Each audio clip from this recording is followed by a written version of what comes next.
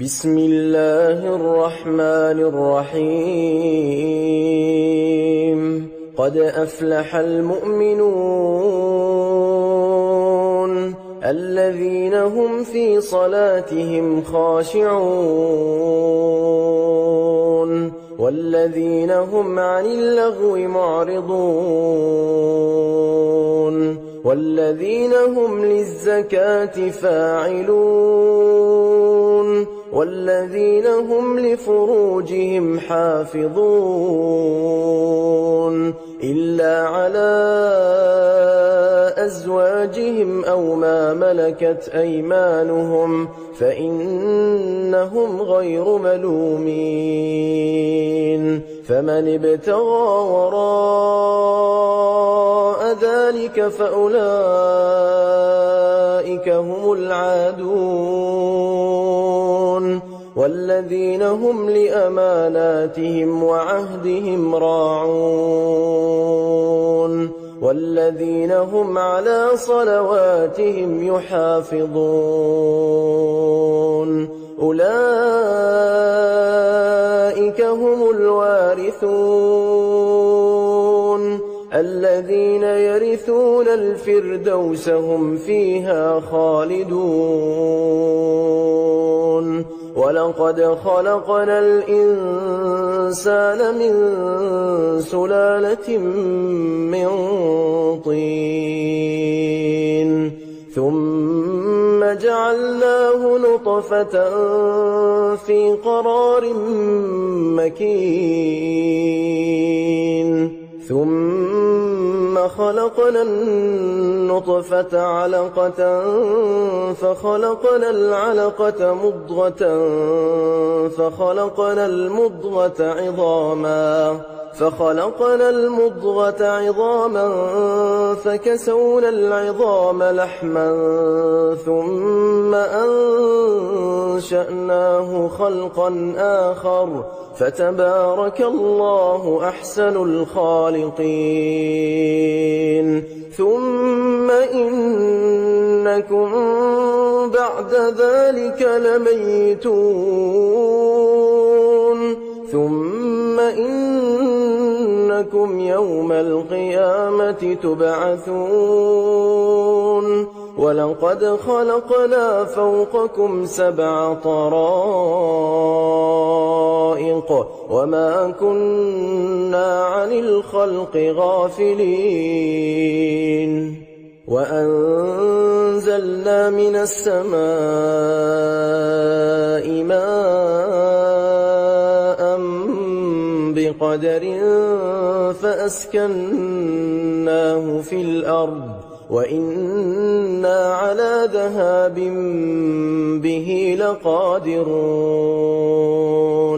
فأنشأنا لكم به جنات من نخيل وأعناب لكم فيها فواكه كثيرة ومنها تأكلون وشجرة تخرج من طور سيناء تنبت بالدهن وصبغ للآكلين وإن لكم في الأنعام لعبرة نسقيكم مما في بطونها ولكم فيها منافع كثيرة ومنها تأكلون وعليها وعلى الفلك تحملون ولقد أرسلنا نوحا إلى قومه فقال يا قوم اعبدوا الله ما لكم من إله غيره أفلا تتقون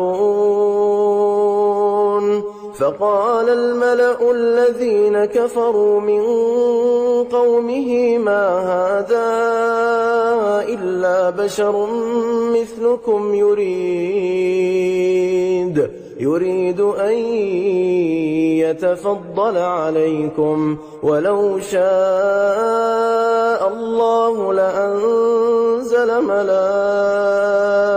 بهتة ما سمعنا بهذا في آبائنا الأولين إن هو إلا رجل به جنة فتربصوا به حتى حين قال رب انصرني بما كذبون فأوحينا إليه أن اصنع الفلك بأعيننا ووحينا فإذا جاء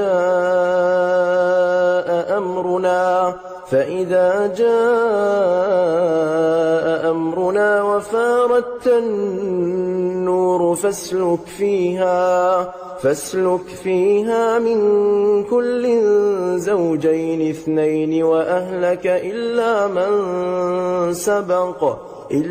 من سبق عليه القول منهم ولا تخاطبني في الذين ظلموا إنهم مغرقون فإذا استويت أنت ومن معك على الفلك فقل الحمد لله الذي نجانا من القوم الظالمين وقل رب أنزلني منزلا مباركا وأنت خير المنزلين إن في ذلك لآيات وإن كنا لمبتلين ثم أنشأنا من بعدهم قرنا آخرين فأرسلنا فيهم رسولا منهم أن اعبدوا الله ما لكم من إله غيره أفلا تتقون وقال الملأ من قومه الذين كفروا وكذبوا بلقاء الآخرة وأترفناهم في الحياة الدنيا ما هذا إلا بشر مثلكم يأكل مما تأكلون منه ويشرب مما تشربون ولئن أطعتم بشرا مثلكم إنكم إذا لخاسرون أيعدكم أنكم إذا متم وكنتم ترابا وعظاما أنكم مخرجون هيهات هيهات لما توعدون إن هي إلا حياتنا الدنيا نموت ونحيا وما نحن بمبعوثين إن هو إلا رجل افترى على الله كذبا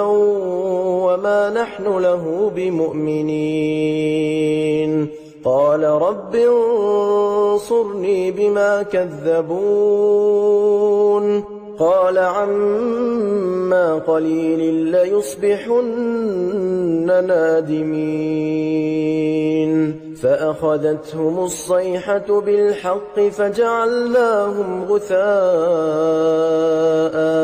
فبعدا للقوم الظالمين ثم أنشأنا من بعدهم قرونا آخرين ما تسبق من أمة أجلها وما يستأخرون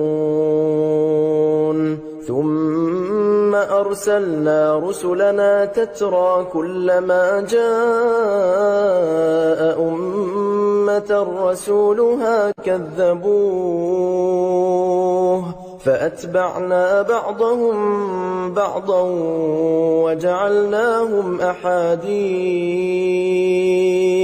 فبعدا لقوم لا يؤمنون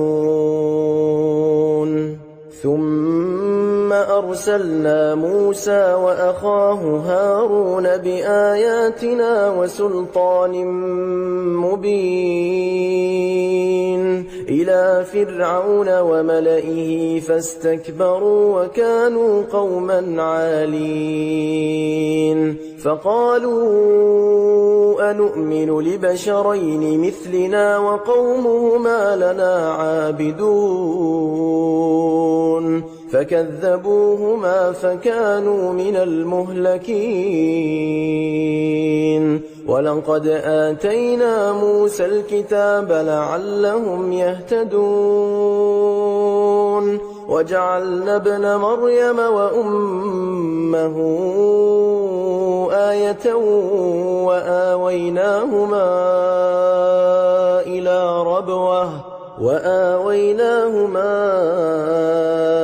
إلى ربوة ذات قرار ومعين يا أيها الرسل كلوا من الطيبات واعملوا صالحا إني بما تعملون عليم وإن هذه أمتكم أمة واحدة وأنا ربكم فاتقون فتقطعوا أمرهم بينهم زبرا كل حزب بما لديهم فرحون فذرهم في غمرتهم حتى حين أيحسبون أن ما نمدهم به من مال وبنين نسارع لهم في الخيرات بل لا يشعرون إن الذين هم من خشية ربهم مشفقون والذين هم بآيات ربهم يؤمنون والذين هم بربهم لا يشركون والذين يؤتون ما آتوا وقلوبهم وجلة أنهم إلى ربهم راجعون أولئك يسارعون في الخيرات وهم لها سابقون ولا نكلف نفسا إلا وسعها ولدينا كتاب ينطق بالحق وهم لا يظلمون بل قلوبهم في غمرة من هذا ولهم أعمال من دون ذلك هم لها عاملون حتى إذا أخذنا مترفيهم بالعذاب إذا هم يجأرون لا تجأروا اليوم إنكم منا لا تنصرون قد كانت آياتي تتلى عليكم فكنتم على أعقابكم تنكصون مستكبرين به سامرا تهجرون أفلم يدبروا القول أم جاءهم ما لم يأت آباءهم الأولين أم لم يعرفوا رسولهم فهم له منكرون أم يقولون به جنة بل جاءهم بالحق وأكثرهم للحق كارهون ولو اتبع الحق أهواءهم لفسدت السماوات والأرض ومن فيهن بل أتيناهم بذكرهم فهم عن ذكرهم معرضون أم تسألهم خرجا فخراج ربك خير وهو خير الرازقين وإنك لتدعوهم إلى صراط مستقيم وإن الذين لا يؤمنون بالآخرة عن الصراط لناكبون ولو رحمناهم وكشفنا ما بهم من ضر للجوا في طغيانهم يعمهون ولقد أخذناهم بالعذاب فما استكانوا لربهم وما يتضرعون حتى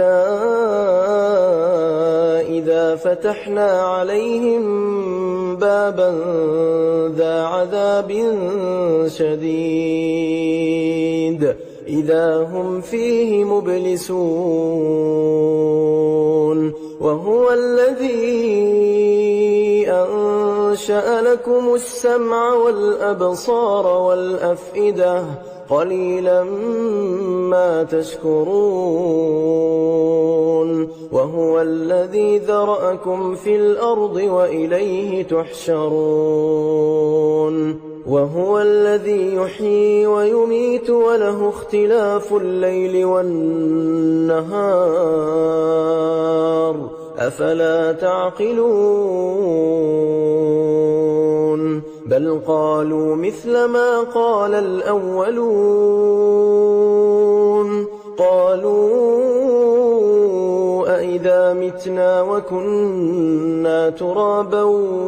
وعظاما أئنا لمبعوثون لقد وعدنا نحن وآباؤنا هذا من قبل إن هذا إلا أساطير الأولين قل لمن الأرض ومن فيها إن كنتم تعلمون سيقولون لله قل أفلا تذكرون قل من رب السماوات السبع ورب العرش العظيم سيقولون لله قل أفلا تتقون قل من بيده ملكوت كل شيء وهو يجير ولا يجار عليه إن كنتم تعلمون سيقولون لله قل فأنى تسحرون بل أتيناهم بالحق وإنهم لكاذبون ما اتخذ الله من ولد وما كان معه من إله إذا لذهب كل إله بما خلق ولعلى بعضهم على بعض سبحان الله عما يصفون عالم الغيب والشهادة فتعالى عما يشركون قل رب إما تريني ما يوعدون رب فلا تجعلني في القوم الظالمين وإنا على أن نريك ما نعدهم لقادرون ادفع بالتي هي أحسن السيئة نحن أعلم بما يصفون وقل رب أعوذ بك من همزات الشياطين وأعوذ بك رب أن يحضرون حتى إذا جاء أحدهم الموت قال رب ارجعون لعلي أعمل صالحا فيما تركت كلا إنها كلمة هو قائلها ومن ورائهم برزخ إلى يوم يبعثون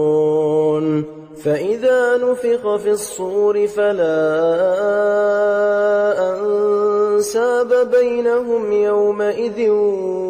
ولا يتساءلون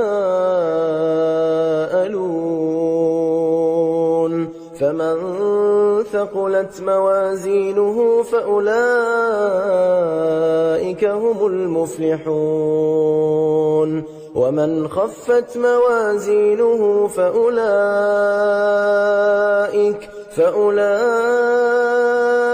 الذين خسروا أنفسهم في جهنم خالدون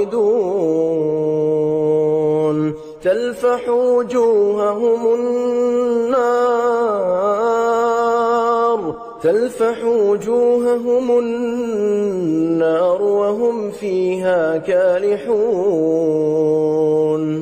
ألم تكن آياتي تتلى عليكم فكنتم بها تكذبون قالوا ربنا غلبت علينا شقوتنا وكنا قوما ضالين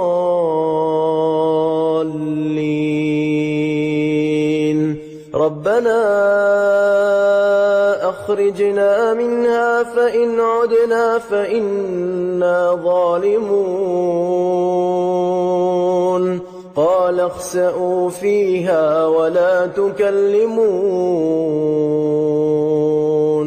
إنه كان فريق من عبادي يقولون ربنا آمنا فاغفر لنا وارحمنا وأنت خير الراحمين فاتخذتموهم سخريا حتى أنسوكم ذكري وكنتم منهم تضحكون إني جزيتهم اليوم بما صبروا أنهم هم الفائزون قال كم لبثتم في الأرض عدد سنين قالوا لبثنا يوما أو بعض يوم فاسأل العادين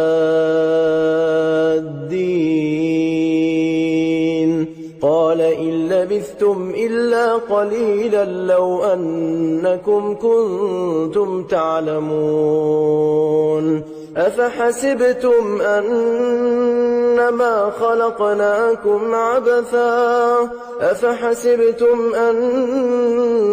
خلقناكم عبثا وأنكم إلينا لا ترجعون فتعالى الله الملك الحق لا إله إلا هو رب العرش الكريم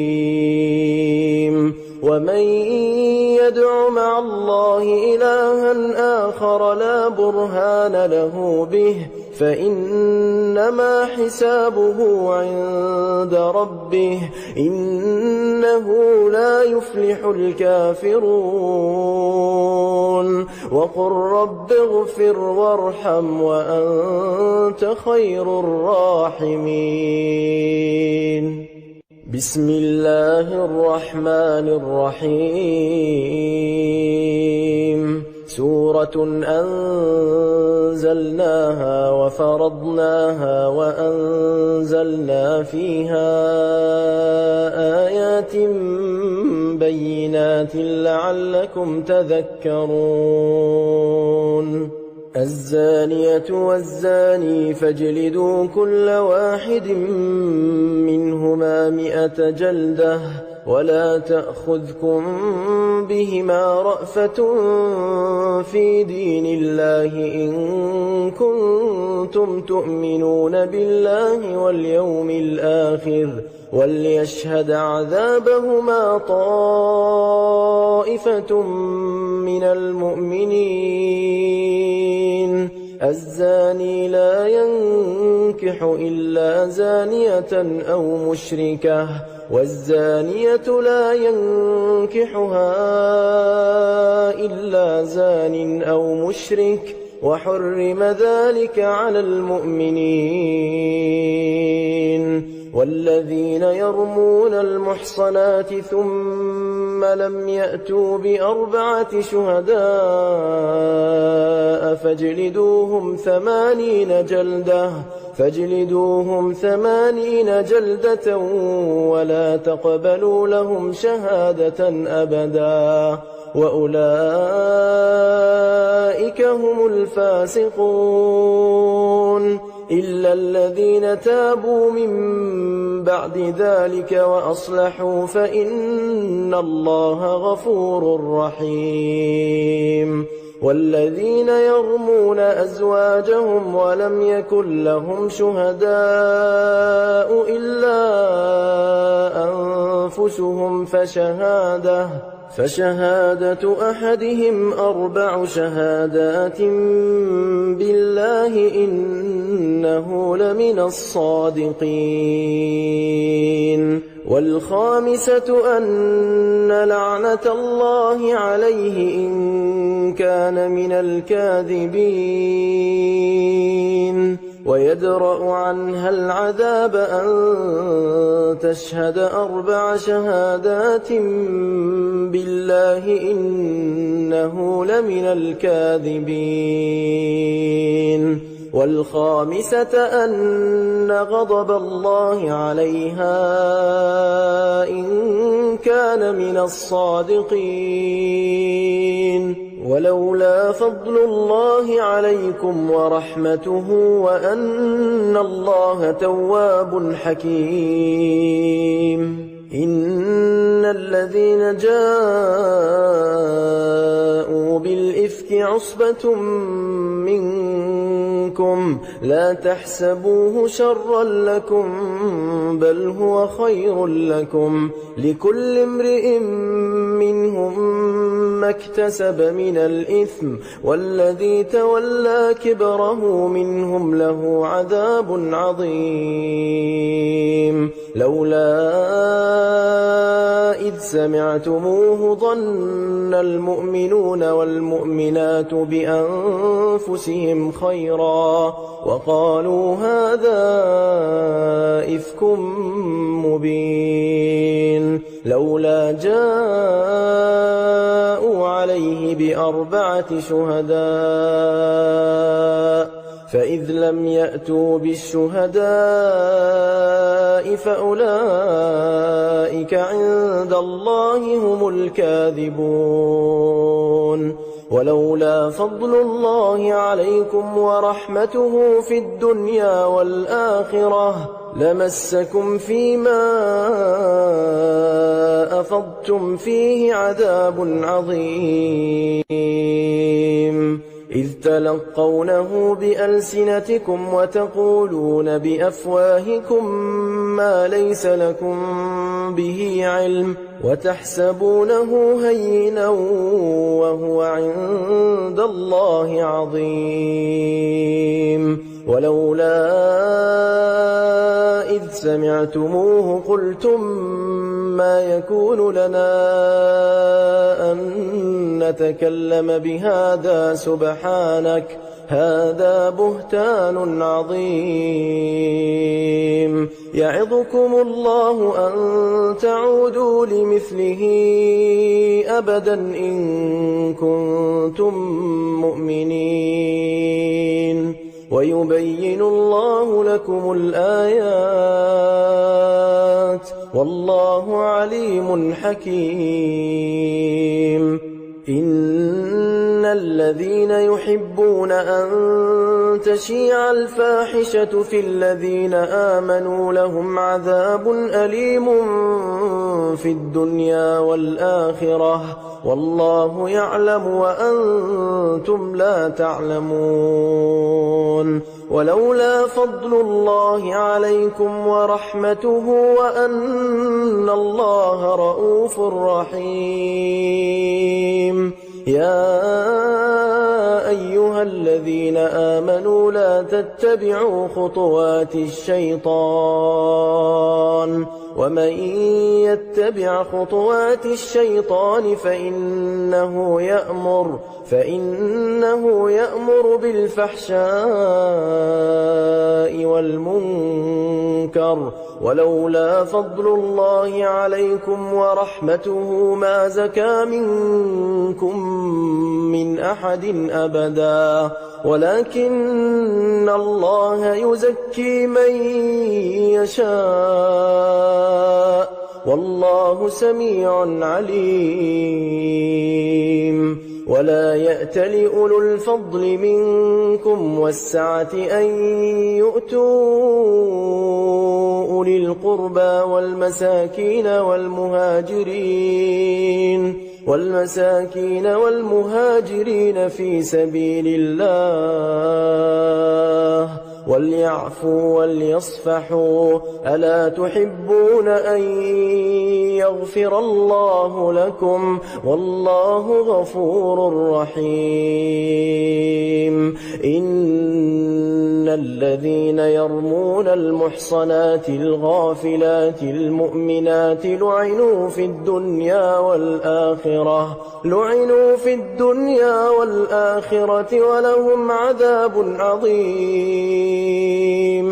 يوم تشهد عليهم ألسنتهم وأيديهم وأرجلهم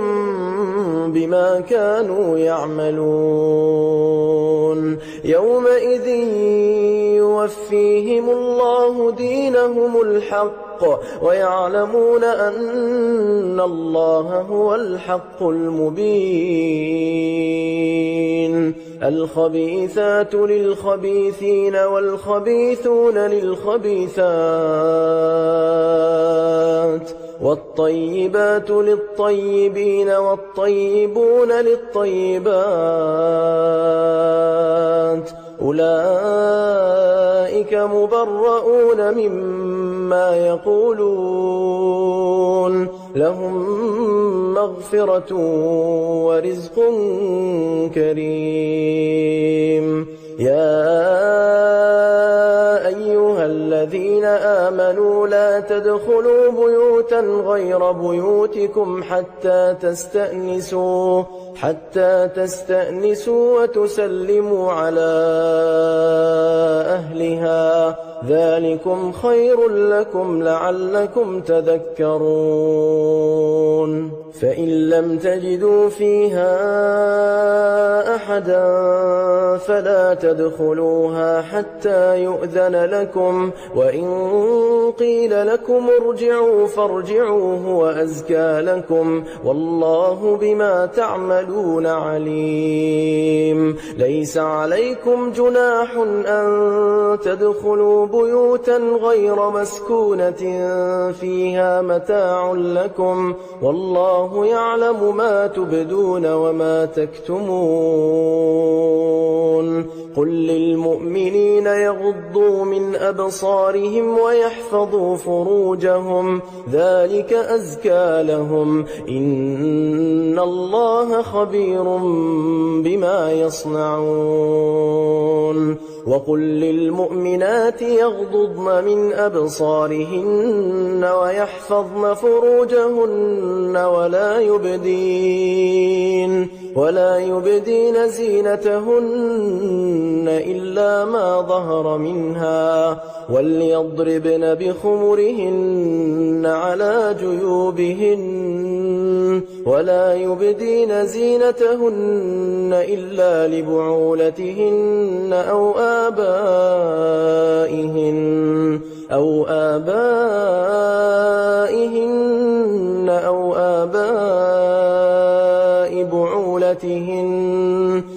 آباء بعولتهن أو أبنائهن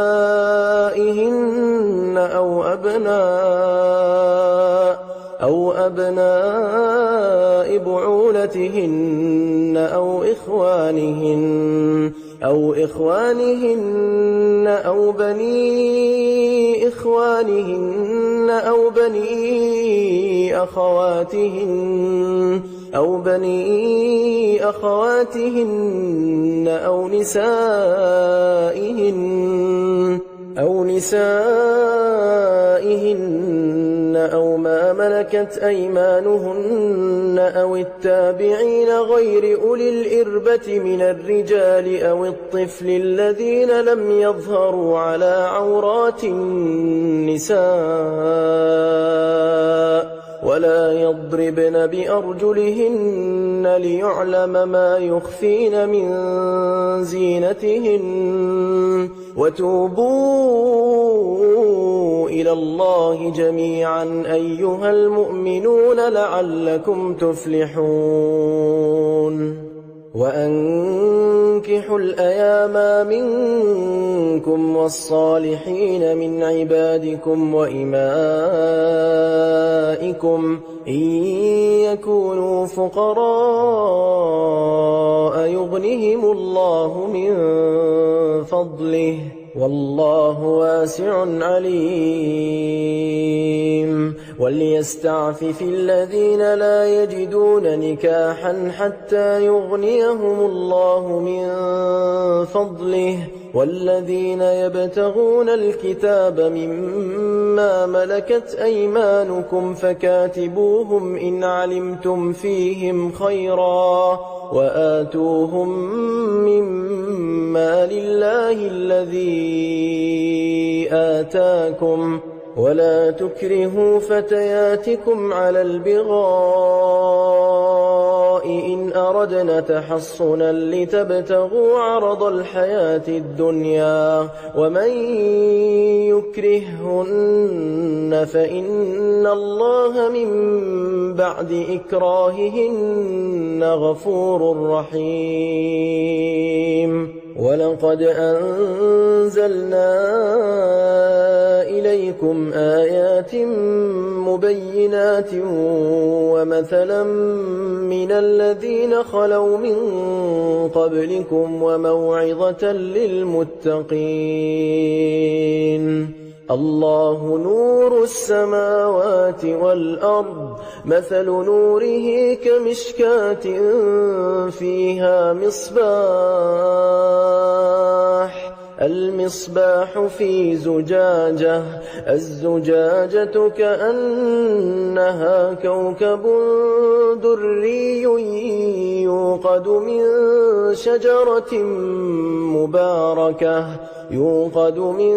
شجرة مباركة زيتونة لا شرقية ولا غربية يكاد زيتها يضيء ولو لم تمسسه نار نور على نور يهدي الله لنوره من يشاء ويضرب الله الأمثال للناس والله بكل شيء عليم في بيوت أذن الله أن ترفع ويذكر فيها اسمه يسبح له فيها بالغدو والآصال رجال لا تلهيهم تجارة ولا بيع عن ذكر الله وإقام الصلاة وإيتاء الزكاة يخافون يوما تتقلب فيه القلوب والأبصار ليجزيهم الله أحسن ما عملوا ويزيدهم من فضله والله يرزق من يشاء بغير حساب. والذين كفروا أعمالهم كسراب بقيعة يحسبه الظمآن ماء حتى إذا جاءه لم يجده شيئا ووجد الله عنده فوفاه حسابه والله سريع الحساب. أو كظلمات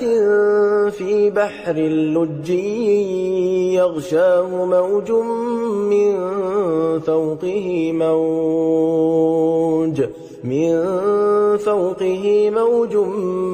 من فوقه سحاب ظلمات بعضها فوق بعض إذا أخرج يده لم يكد يراها ومن لم يجعل الله له نورا فما له من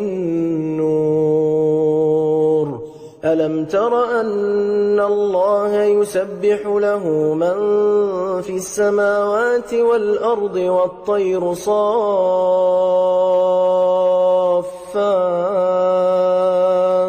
كل قد علم صلاته وتسبيحه والله عليم بما يفعلون. ولله ملك السماوات والأرض وإلى الله المصير. ألم تر أن الله يزجي سحابا ثم يؤلف بينه ثم يجعله ركاما فترى الودق يخرج من خلاله وينزل من السماء من جبال فيها من برد فيصيب به من يشاء ويصرفه عن من يشاء يكاد سنا برقه يذهب بالأبصار يقلب الله الليل والنهار إن في ذلك لعبرة لأولي الأبصار. والله خلق كل دابة من ماء فمنهم من يمشي على بطنه ومنهم من يمشي على رجلين ومنهم من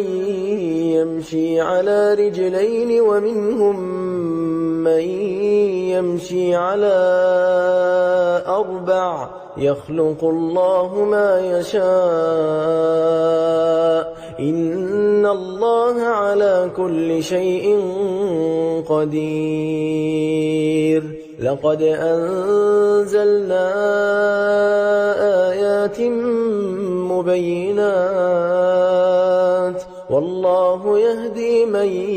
يشاء إلى صراط مستقيم. ويقولون آمنا بالله وبالرسول وأطعنا ثم يتولى فريق منهم من بعد ذلك وما أولئك بالمؤمنين. وإذا دعوا إلى الله ورسوله ليحكم بينهم إذا فريق منهم معرضون وإن يكن لهم الحق يأتوا إليه مذعنين أفي قلوبهم مرض أم ارتابوا أم يخافون أن يحيف الله عليهم ورسوله بل أولئك هم الظالمون إنما كان قول المؤمنين إذا دعوا إلى الله ورسوله ليحكم بينهم أن يقولوا سمعنا وأطعنا وأولئك هم المفلحون ومن يطع الله ورسوله ويخشى الله ويتقه فأولئك هم الفائزون وأقسموا بالله جهد أيمانهم لئن أمرتهم ليخرجن قل لا تقسموا طاعة معروفة إن الله خبير بما تعملون قل أطيعوا الله وأطيعوا الرسول فإن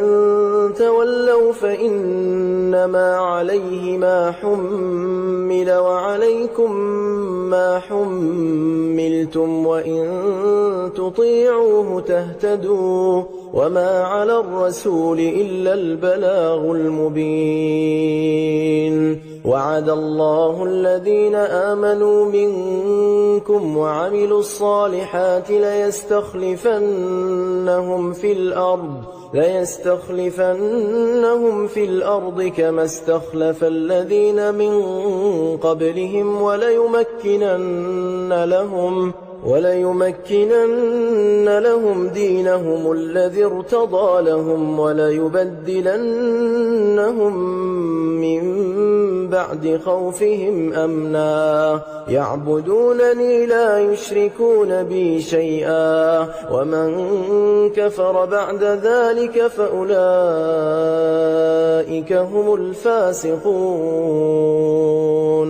وأقيموا الصلاة وآتوا الزكاة وأطيعوا الرسول لعلكم ترحمون لا تحسبن الذين كفروا معجزين في الأرض ومأواهم النار ولبئس المصير يا أيها الذين آمنوا ليستأذنكم الذين ملكت أيمانكم والذين لم يبلغوا الحلم منكم 3 مرات من قبل صلاة الفجر وحين تضعون ثيابكم من الظهيرة ومن بعد صلاة العشاء 3 عورات لكم ليس عليكم ولا عليهم جناح بعدهن طوافون عليكم بعضكم على بعض كذلك يبين الله لكم الآيات والله عليم حكيم وإذا بلغ الأطفال منكم الحلم فليستأذنوا كما استأذن الذين من قبلهم كذلك يبين الله لكم آياته والله عليم حكيم والقواعد من النساء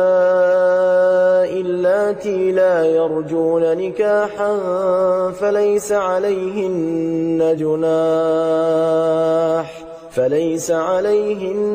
جناح أن يضعن ثيابهن غير متبرجات بزينة وأن يستعففن خير لهن والله سميع عليم ليس على الأعمى حرج ولا على الأعرج حرج ولا على المريض حرج ولا على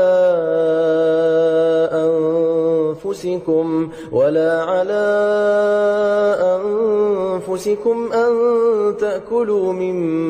بيوتكم أو بيوت آبائكم أو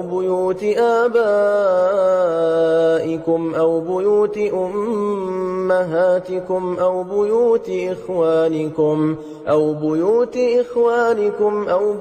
أخواتكم أو بيوت أعمامكم أو بيوت عماتكم أو بيوت أخوالكم أو بيوت خالاتكم أو ما ملكتم مفاتحه أو صديقكم. ليس عليكم جناح أن تأكلوا جميعا أو أشتاتا، فإذا دخلتم بيوتا فسلموا على أنفسكم تحية من عند الله مباركة طيبة، كذلك يبين الله لكم الآيات لعلكم تعقلون. إنما المؤمنون الذين آمنوا بالله ورسوله وإذا كانوا معه على أمر جامع لم يذهبوا حتى يستأذنوه. إن الذين يستأذنونك أولئك الذين يؤمنون بالله ورسوله، فإذا استأذنوك لبعض شأنهم فأذن لمن شئت منهم واستغفر لهم الله، إن الله غفور رحيم. لا تجعلوا دعاء الرسول بينكم كدعاء بعضكم بعضا، قد يعلم الله الذين يتسللون منكم لواذا، فليحذر الذين يخالفون عن أمره أن تصيبهم فتنة أو يصيبهم عذاب أليم. ألا إن لله ما في السماوات والأرض، قد يعلم ما أنتم عليه ويوم يرجعون إليه فينبئهم بما عملوا، والله بكل شيء عليم. بسم الله الرحمن الرحيم. تبارك الذي نزل الفرقان على عبده ليكون للعالمين نذيرا، الذي له ملك السماوات والأرض ولم يتخذ ولدا ولم يكن له شريك في الملك وخلق كل شيء فقدره تقديرا. واتخذوا من دونه آلهة لا يخلقون شيئا وهم يخلقون ولا يملكون لأنفسهم ضرا ولا نفعا ولا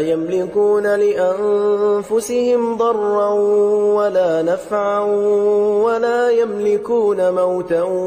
ولا حياة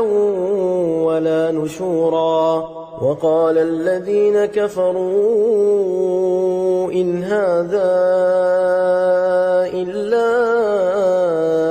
إفك افتراه وأعانه عليه قوم آخرون، فقد جاءوا ظلما وزورا. وقالوا أساطير الأولين اكتتبها فهي تملى عليه بكرة وأصيلا. قل أنزله الذي يعلم السر في السماوات والأرض إنه كان غفورا رحيما. وقالوا ما لهذا الرسول يأكل الطعام ويمشي في الأسواق لولا أنزل إليه ملك فيكون معه نذيرا أو يلقى إليه كنز أو تكون له جنة يأكل منها وقال الظالمون إن تتبعون إلا رجلا مسحورا انظر كيف ضربوا لك الأمثال فضلوا فلا يستطيعون سبيلا تبارك الذي إن شاء جعل لك خيرا من ذلك جنات تجري من تحتها الأنهار ويجعل لك قصورا بل كذبوا بالساعة وأعتدنا لمن كذب بالساعة سعيرا إذا رأتهم من مكان بعيد سمعوا لها تغيظا وزفيرا وإذا ألقوا منها مكانا ضيقا مقرنين دعوا هنالك ثبورا لا تدعوا اليوم ثبورا واحدا وادعوا ثبورا كثيرا قل أذلك خير أم جنة الخلد التي وعد المتقون كانت لهم جزاء ومصيرا لهم فيها ما يشاءون خالدين كان على ربك وعدا مسئولا ويوم يحشرهم وما يعبدون من دون الله فيقول أأنتم أضللتم عبادي هؤلاء أم هم ضلوا السبيل قالوا سبحانك ما كان ينبغي لنا أن نتخذ من دونك من أولياء ولكن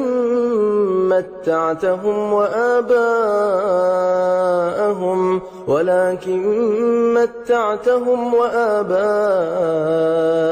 حتى نسوا الذكر وكانوا قوما بورا فقد كذبوكم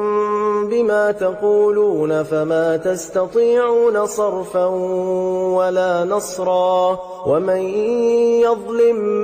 منكم نذقه عذابا كبيرا وما أرسلنا قبلك من المرسلين إلا إنهم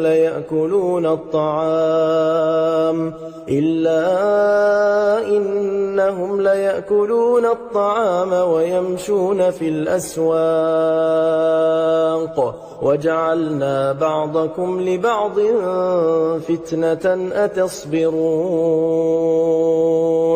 وكان ربك بصيرا